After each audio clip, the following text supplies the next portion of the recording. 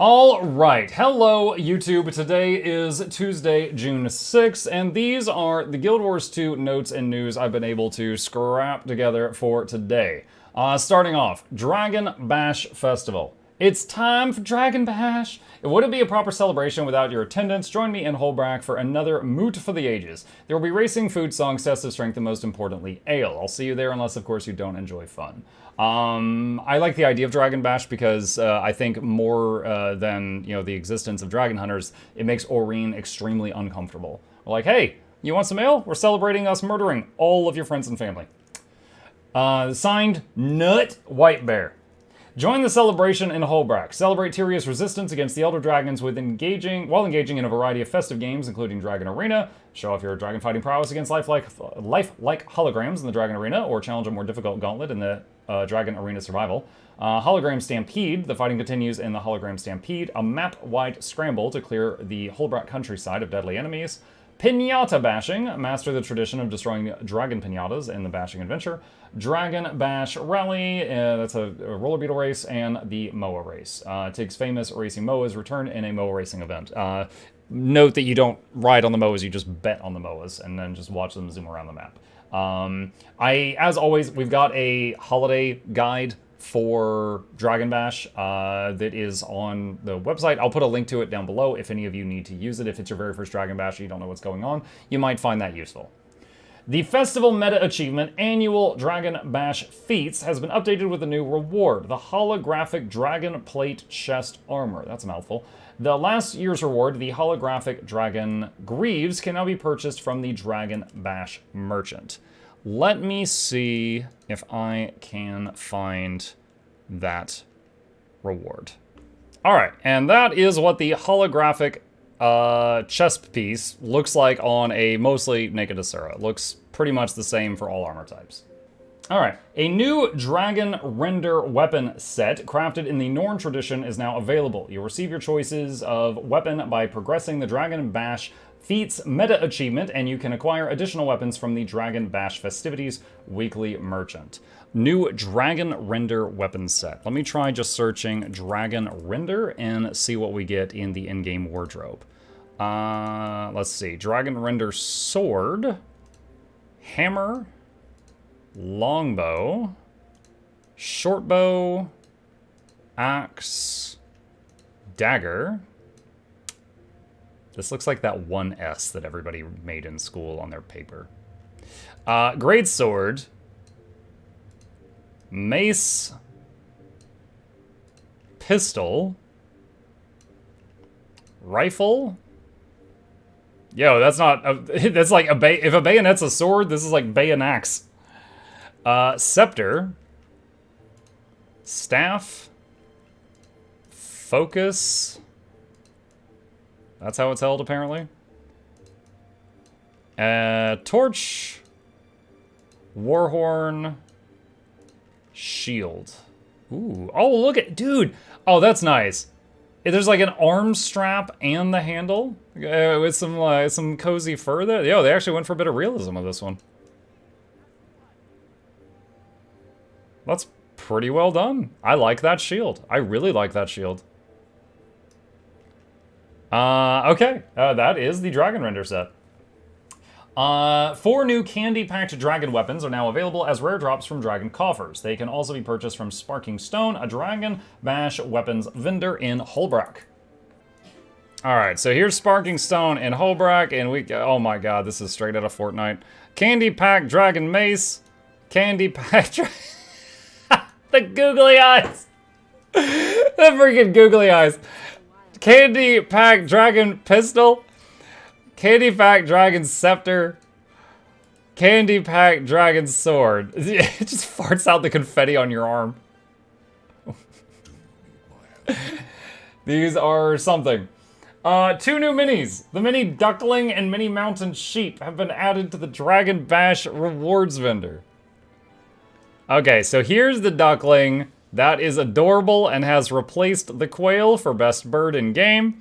And here is the mini longhorn sheep that exists. Next up, New guild decorations have been added to help complete your guild race courses. Additional holographic track quarter pipe pieces and new decorations that offer complimentary roller beetle rentals. A decoration for inside guild halls that offers roller beetle rentals. Oh, that's really cool. Yo, anyone could participate in guild races now. That's pretty sweet. The party rages for 3 weeks from June 6th until June 27th at noon Pacific time. Get bashing. General changes to the game. A new general game option, Hide Ally Visual Effects, has been added. This allows players to hide many of the visual effects created by other players who are on their team. It has 3 levels of fidelity. All players outside party, and all players outside squad. Let's try this. So, graphics options. Let's see if we can find this new setting. Hide Ally Visual Effects. So, general tab near the bottom. So, I'll do hide only. Or hide all for the moment. We'll see how this goes. So, Ally Visual Effects. I'm wondering what all that includes. Like, for example, if I'm in PvP, I will want to see, like, if an ally puts up a Guardian bubble to block enemy projectiles, so I might dive inside it. But then PvP is not technically party, so it might be different. So I don't know, I might do only show party. We'll see. All right, we'll see how that goes. But yeah, if you have a good experience with that, tell us in the comments. I'm curious how it turns out. Okay, it is located in the options menu under general options. Shut up.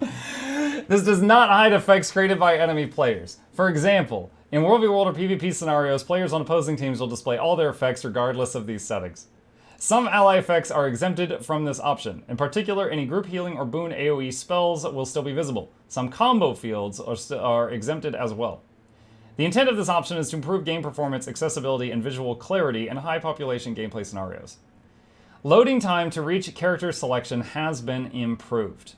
Standardized the achievement background color of the What Lies Within achievement list to match the other Guild Wars 2 End of Dragons achievements. Oh, thank God. World v World. Added the Mist Hardened Lockbox. Oh! This reward is available from completing World v World dailies, the weekly World v World meta achievement, and as a drop from Tower, Keep, and Stone Mist Castle Lords. The Mist Hardened Lockbox keys, which are required to open the lockbox, are now available for 10 easy payments of $9.99. Oh, hang on, I'm reading the wrong tab. Are available from each individual World v World weekly achievement and can be purchased from a new vendor. Okay. New Officer's Remnant weapons are available as rare drops from Mist Hardened Lockboxes. Officer's Remnant weapons. Let me see if I can use the wardrobe to peek at those early. Let me see here. Weapon, Officer's Rem. Okay, here we go. All right, so these are going to be in those boxes. Let me see what we've got here. All right, so Schwad, Hammer, Longbow, Shortbow, Axe, Dagger, Greatsword. Ooh, that looks Boos and Goose. Mace, Pistol, Rifle, Scepter, Staff, Focus, Torch, Blue Flame, Warhorn, Shield. Looking into that thing in the middle looks weird when you look at it from different directions. It's like those paintings where the eye is always watching you. I like the other shield more though. Okay, that's the Officer's Remnant set. A new vendor named Dugan has been added to the base of the Ethereal Battlegrounds. Alpine Borderlands at, wait, Dugan.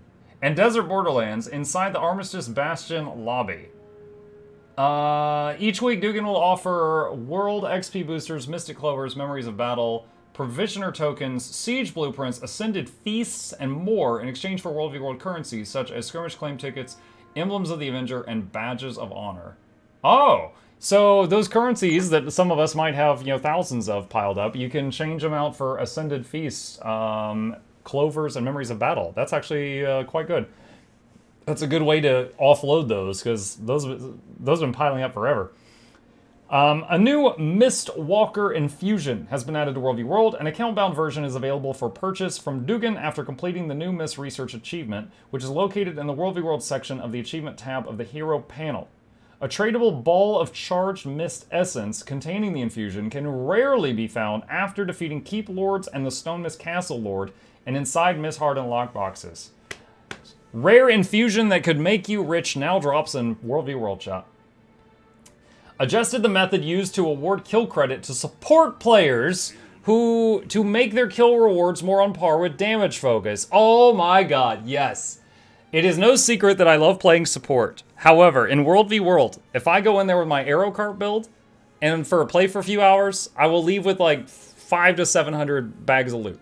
If I go in there and I play Heal Scrapper and play for a few hours, I might leave with 50. It is so incredibly despairingly different. I love this change. It's right now the supports have been taking a huge hit to the wallet compared to everybody else to do the gameplay. I hope this works. To reward players for partial progress in World v World weekly achievements, the World v World weekly meta achievement has been split into 2 tiers, awarding 4 gold for each tier completed. Each tier rewards 3 completed achievements for a total of 6. Okay. The Invulnerable Fortifications Guild claiming tactic has been renamed Siege Dampener. The structural integrity effect applied by this tactic now reduces incoming siege damage to walls and gates by 66% for 1 minute, rather than making them completely invulnerable. I actually like that. Because making it invincible, everybody's just like, well, I guess we just sit out here and try to survive for a minute. But by reducing the damage, that would mean that this would punish you for using this late. Because they could still finish off the wall if you use it late. I like that change. Reduce the cooldown of the emergency waypoint guild claiming tactic from 30 minutes to 20. Oh, that's going to allow more whole guilds to teleport in emergencies. Structured PvP. Legacy of the Foe Fire. Fixed an issue that prevented players from interrupting the Guild Lord's healing skill. The Defiance bar will now only be active while the skill is being cast. Change to the Capricorn. Capricorn is getting back its underwater node that it had at launch. Underwater... Oh, wait, no. Sorry. Wrong tab again. Where was I? Okay. World Polish. Fixed an issue that caused the Jade Behemoth to remain stunned and unresponsive after the final meta event if the Ravenous Wanderer's final phase lasted longer than the Jade Behemoth's attack cycle.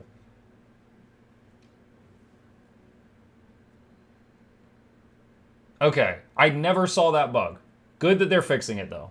I had to read it twice. That was a lot of words. Intensified the damage reduction provided to the Ravenous Wanderer by its Haze-made form protective effect. Remove the Jade power charge cost from the air filter vendors in Gala. Text referencing this cost will be updated in a later release. Okay.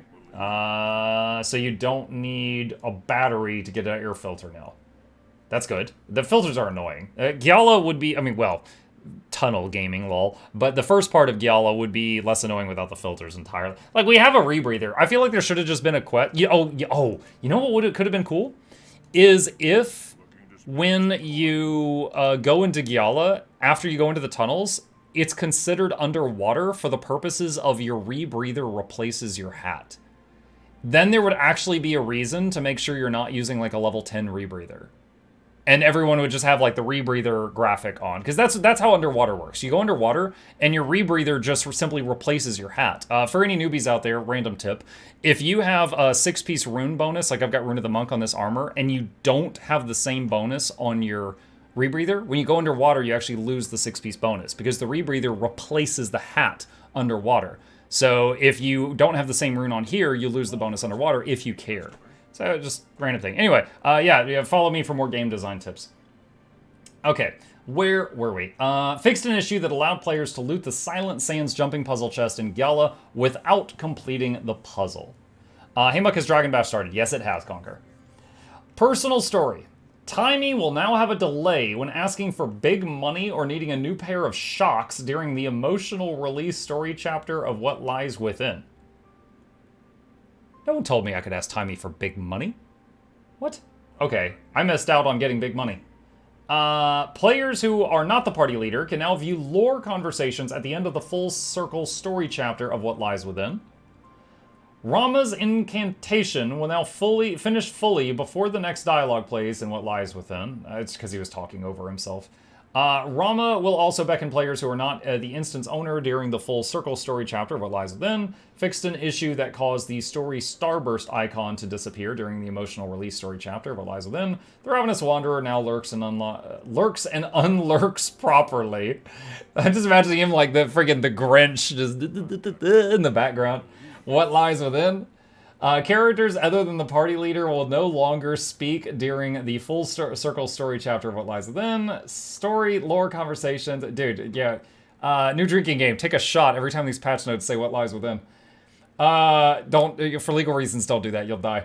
Story, lore conversations are now visible to players who are not the party leader. Fixed pathing issues for NPCs using zip lines into What Lies Within. Fixed an issue that caused Canuck to display a double story starburst icon during the full circle story chapter of What Lies Within. You know what? Honestly, when I played What Lies Within, the biggest bug I think I saw, besides the fact that there was a tunnel that had like no game development on it, the biggest bug I saw was there was the part where the guy wanted you to go through the boxes to find stuff. And on my screen, he was sitting there and he was holding like 82 phasing versions of the items I handed him. Like, there was 1,000 sticks of dynamite, 14 dead skrits, a partridge in a pear tree. It was like, every time someone handed him an item, it was added to the collection of stuff he was holding. And so I was seeing everybody else's stuff. That was the biggest bug I saw during the thing. It was just a graphical issue. Items. The Special Ops Captain's Helmet Skin consumable item no longer requires name entry for deletion. Pyrite Dorado are now account bound when acquired, and now they properly convert to raw fish when consumed. Fixed an issue that prevented Shlooshu from continuing to sell offering baskets after the player completed the Coda's Blessing collection. Okay, and that's the last thing. Alright. Alright, so yeah, Dragon Bash, a lot of bug fixes for What Lies Within, some world polish, the ability to turn off the friendly area of effects, World v World getting some very nice things added to it with the merchant and the boxes and the infusion drops. Good stuff. Okay, let's visit the gem store. So a lot of people yelling at me that there's new stuff on the gem store. Let's find out what's going on. All right, I immediately see an Exo rifle skin. That is hot! That is hot. Yo, this looks like something a Transformer would wear. Like Scorponok would friggin' shoot this thing. All right, Exo rifle. One more month. There's that. Here we go. Cheers, muck. Thank you. There's also monstrous die kits. Apparently these are brand new dies that didn't exist in the game. I'll leave that to you guys. This came out a couple days ago, but yeah, there's a friggin' boat, Dreadnought skin, and the fishing rod where the fish actually flee from the bear running up, and then, surprise, there's another bear. Those are all new-ish in the gem store. Okay. Few other things in today's news to show you. Right here. So, the World Restructuring Beta for World v World, the next one, starts June 8th. That is in 2 days, or sorry, you got to lock into it by June 8th, and then it is going to begin on this Friday. This Friday, the next World v World Restructuring Beta, so be sure to look for your opportunity to lock into a guild for that. TLDR of that, during these restructuring betas, instead of fighting server versus server, you're fighting group of guilds versus group of guilds so that you can play with your friends even if they're on different servers. So the next one of those is coming up very soon if you care. The next thing, Twitch drops. So Twitch drops, namely the way to get like a free bag slot. Let me see. Yes, I do still have this open. Is there anything personal information on this page? No. All right, so this right here is the current Twitch drops.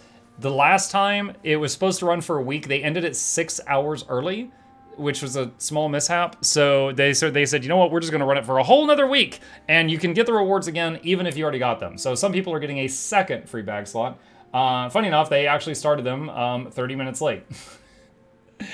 So I don't know. It might be Twitch. I don't know if it's Twitch or ArenaNet, but somewhere they're having a communication issues because the makeup thing started late, which was like everyone was freaking out, like, oh my god, did they break it again? Anyway, they're running now.